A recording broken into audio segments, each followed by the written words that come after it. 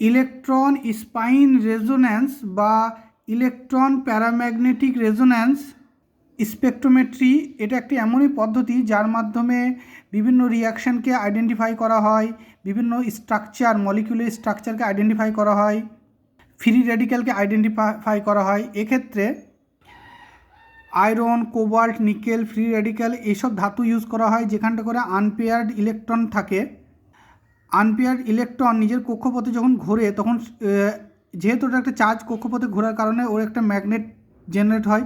সেই ম্যাগনেটটা ধরুন এই দিকে যাচ্ছে এবং তাকে যেখানটা করে রাখা হয় উপরের দিকে আরেকটা ম্যাগনেট থাকে, সেটারও ডাইরেকশন এদিকে, মানে অর্থাৎ ইলেকট্রনের ম্যাগনেট যেদিকে উপরে রাখা ম্যাগনেটের ডাইরেকশনও একই দিকে। তারপর ইলেকট্রনের উপর মাইক্রোওয়েভ দেওয়া হয়। মাইক্রোওয়েভ শোষণ করে ইলেকট্রনের ক্ষমতা যখন চেঞ্জ হয় তখন ইলেকট্রনের স্পিনেরও পরিবর্তন হয়, তার ফলে তার ম্যাগনেটিক ফিল্ডটা এই উল্টো দিকে হয় যেদিকে হয়, আর উপরে থাকা ম্যাগনেটের ফিল্ডটা তার উল্টো দিকে হয়।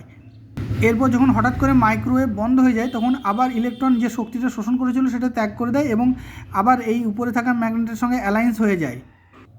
এই যে শক্তি ছেড়ে দেওয়া এইটাকে ডিটেক্ট করে নেওয়া হয় কম্পিউটারের মাধ্যমে এবং এটার মাধ্যমেই ওই কাজগুলো হয়।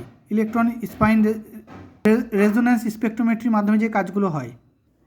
আর পেয়ার্ড ইলেকট্রনের ব্যবহার করা হয় না, কারণ সেক্ষেত্রে ডাইম্যাগনেটিজম কাজ করে, অর্থাৎ পেয়ার্ড ইলেকট্রনের একদিক দেখা যায় যেদিকে ঘুরছে, ফলে যেদিকে ম্যাগনেটিজম ডেভেলপ হচ্ছে, আর একটা ইলেকট্রন দেখা যায় তার উল্টো দিকে ঘুরছে, তার ফলে তার বিপরীত ম্যাগনেটিজম ডেভেলপ হচ্ছে।